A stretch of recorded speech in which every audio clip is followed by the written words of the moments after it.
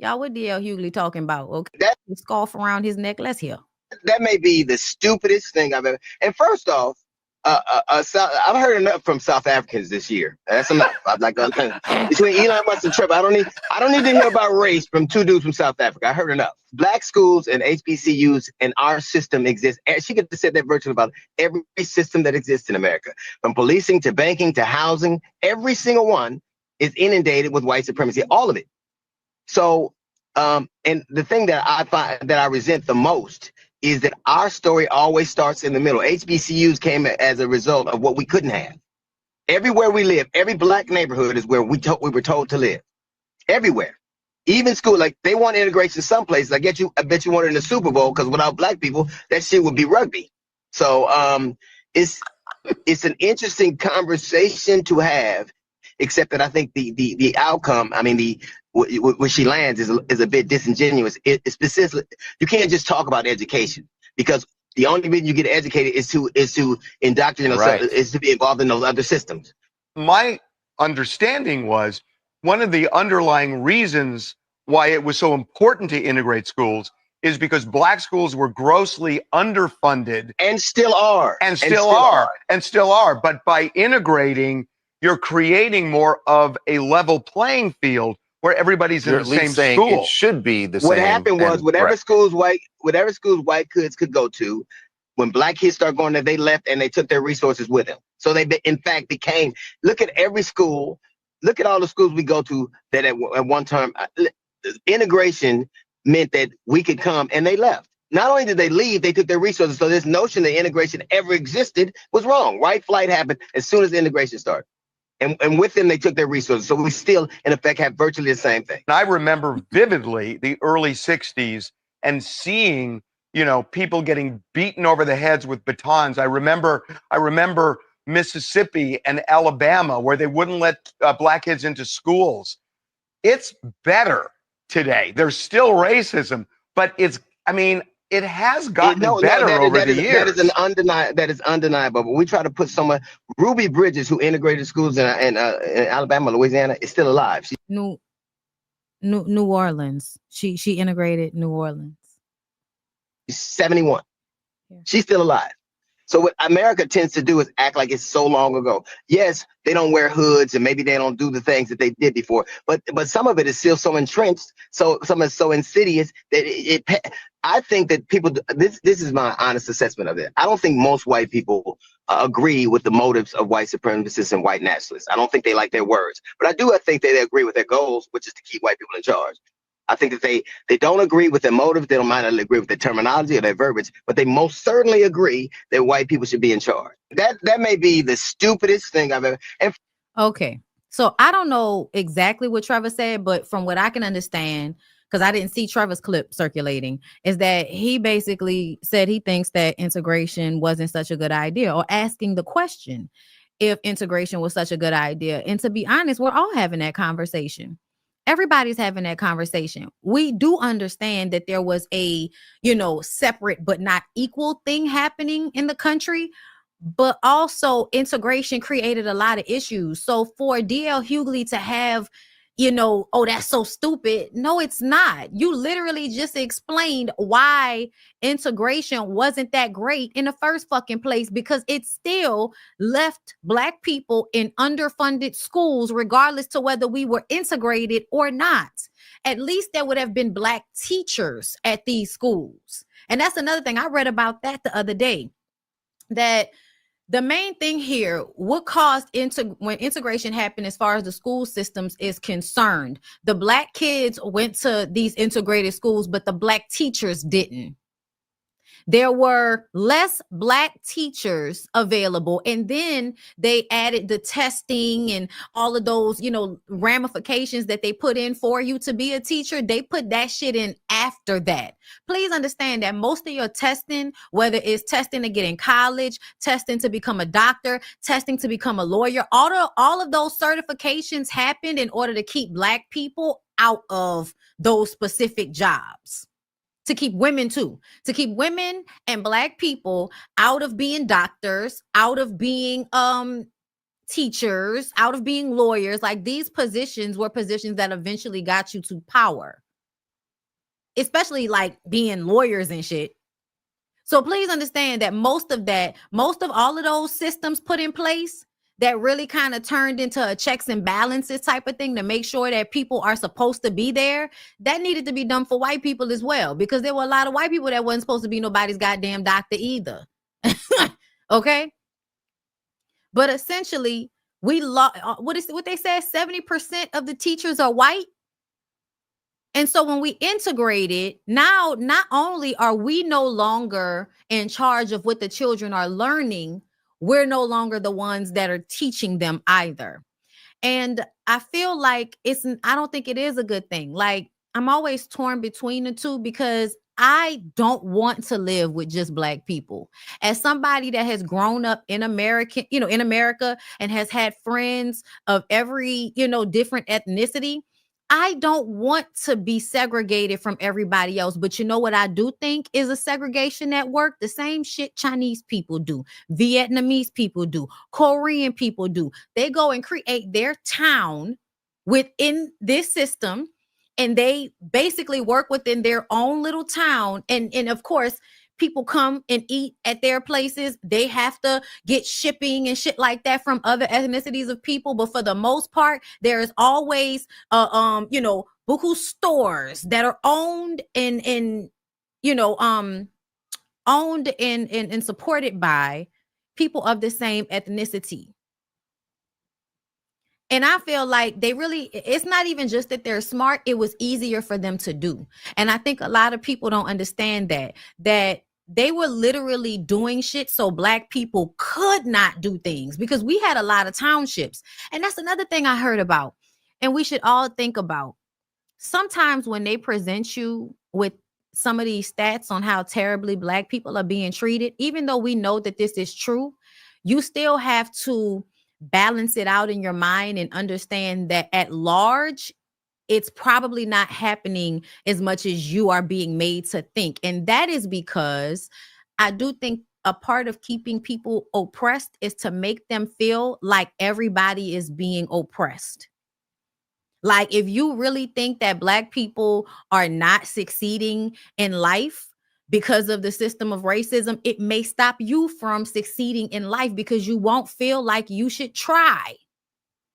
And I think that is sometimes where, the Candace Owens and Kanye's, that is their understanding that Black people are sometimes impeding their own process by constantly speaking all of these atrocities onto ourselves, right? But they also do shit to back it up. So it's even harder for us to break out of the psychology of it, because then they back it up with, these lose one life moments. Like Kendrick said, like Samuel L. Jackson said on the Super Bowl, cheat code, you lose one life. So they always use these moments to give us examples of how we're still being mistreated, to remind everybody, hey, you're still being mistreated. You're still oppressed. You still a nigga. Don't forget. Don't forget. And the truth of the matter is, we really shouldn't be thinking like that. We really shouldn't be thinking we're less than and all of this shit. Should we be on guard with people? Absolutely. But it should not be something that turns into how we see ourselves. And that's what's happened. Us being aware of how we're mistreated has turned into an identification of who we are as Black people, to the point that y'all feel like people aren't Black enough if they don't display certain degenerate behaviors, if they don't speak a certain way. The only reason I speak the way I speak now is because when I was a kid, my cousins made fun of me for talking white, for speaking correct English. And it was because my parents would correct me. And I started speaking in, broken English or Ebonics or whatever on purpose so that I would stop being made fun of. A lot of this, I think they put it on us, but we put it back on us even more. And then we redistribute it amongst ourselves with each other. Let me find this right quick. Okay. So only about 30 Black towns exist today, but that's because everything has all been gentrified and all of that.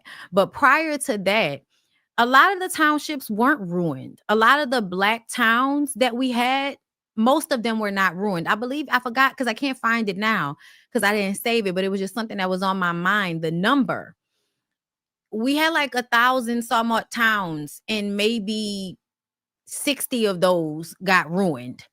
So when you look at the number, yeah, it's still happening, but it's not happening at the rate you think it's happening. But you believing that it's happening so much inundates you with anxiety everywhere you go, because you know how it is out there and how it can be out there. I had wanted to fit in with how my family was speaking. Yes.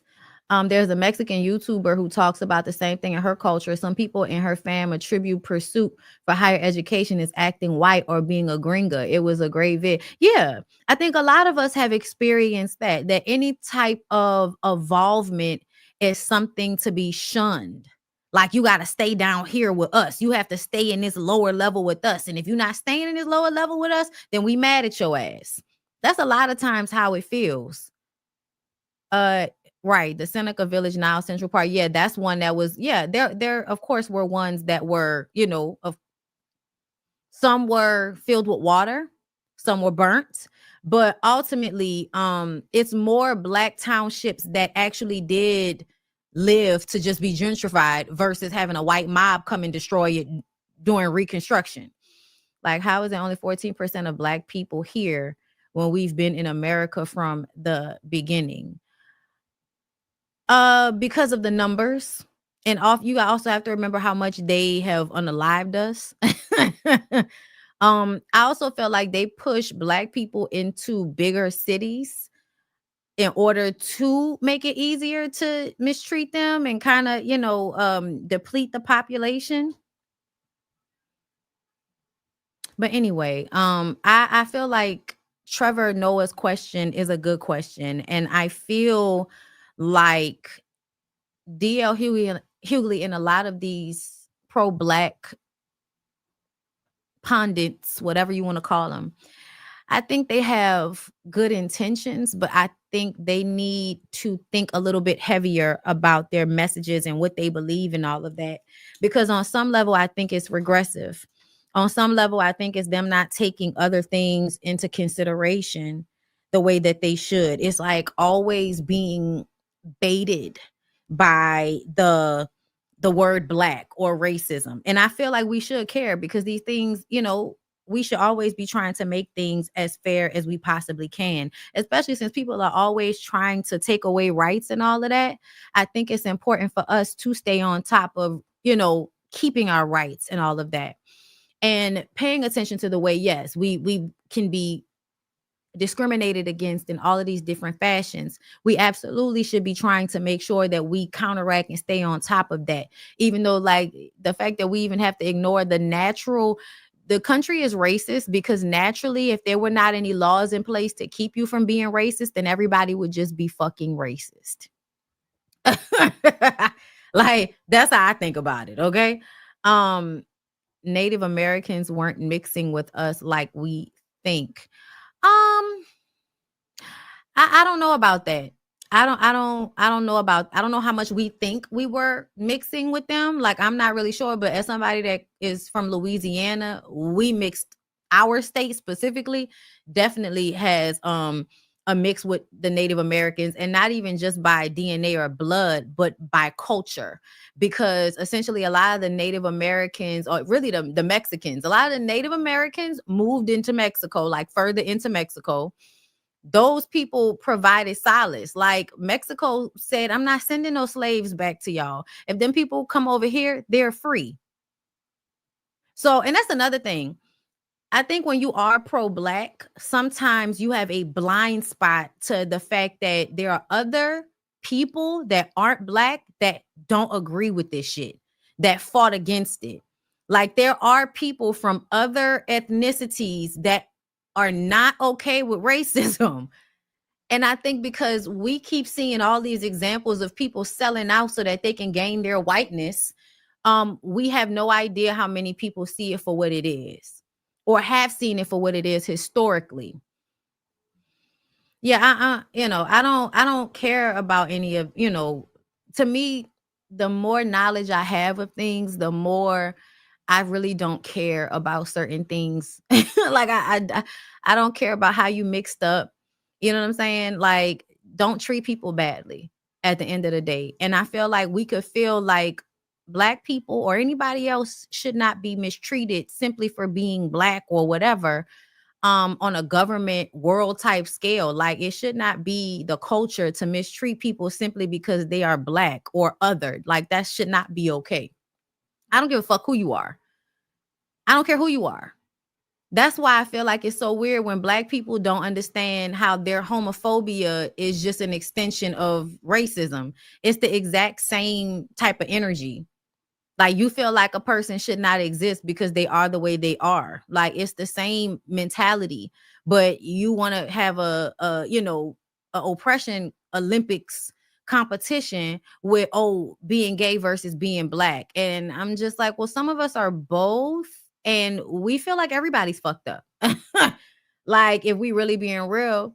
I just saw a video of that dumbass nigga Umar, who y'all all exalt and act like he be saying some smart shit when he really says some of the most ignorant, non-factual bullshit that will ever pull the heartstrings of the homophobic, pro-Black sector of the internet that refuses to, stretch outside of the boundaries they've put around themselves. I'm so sorry. I'm so sorry. Okay.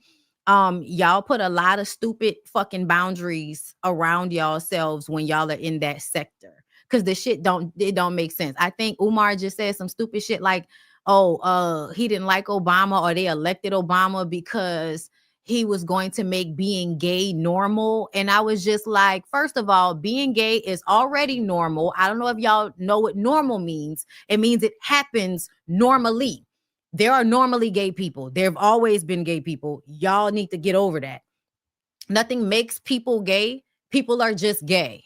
Things happen to people that will bring certain things out of them, but essentially, people are just naturally occurring gay. Like eye color or skin tone or hair color. Some people are gay.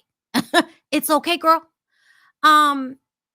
But he said, that Obama made it because he gave gay marriage in what was it, 2012, 2013 when we got gay marriage, or was it 2015? Girl, I can't remember.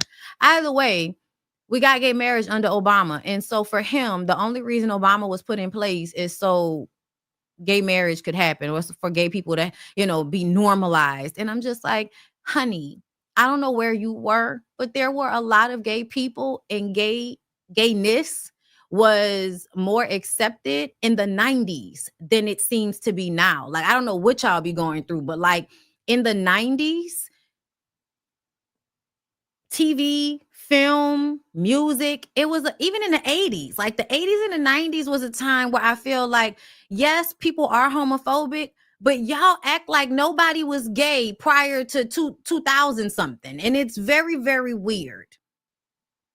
It's very, very weird. Like, I don't know how did you really think people weren't all already like out? Most of the gay icons happened prior to Obama being in office. People didn't need to be like made legally to be able to get married in order for people to be living as couples together. Like, girl, Black people were the only ones that was really having a hard time with the gayness. But in white people land, child, yes. We had RuPaul, child. We had the rockers of the 80s that you didn't know which way they was gonna go. We had Prince, who was androgynous. It wasn't until he, recommitted his life to the Lord that he decided to be so, homophobic. But my nigga was out here with his dick out and leopard print and a pressing curl. Like, what's happening? What's happening? Will and Grace was my shit. I love that show. But I'm just saying, like, the people have been gay here, y'all. Ellen, right. Like, Ellen had already happened by then. Like, the gay shit had already happened, y'all. And right, somebody said that Obama wasn't really for gay marriage in the first place. It was something that kind of just changed over time. And I feel like essentially, like, under the law, like, I don't know why this bothers anybody. I really don't. I think people should worry about their own relationships. I think, like, Pose came later, but I just mean like prior to Obama, like there was a healthy representation of gayness in our culture, period. And so the idea that Obama was put in place simply to make being gay normalized is a fucking lie, and it's stupid. But people are on there talking about, I agree with him and he's so right. And you know, I'm gonna just let y'all be over there, because that's up to y'all if y'all want to continue to have like all of this negative emotion behind some shit that don't have nothing to do with you.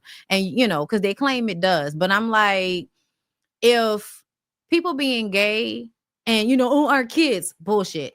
If people being gay is your problem as a straight person, then you should be okay when the Karens start acting a fool at the fucking picnic. Okay? Cut it out. Cut it out.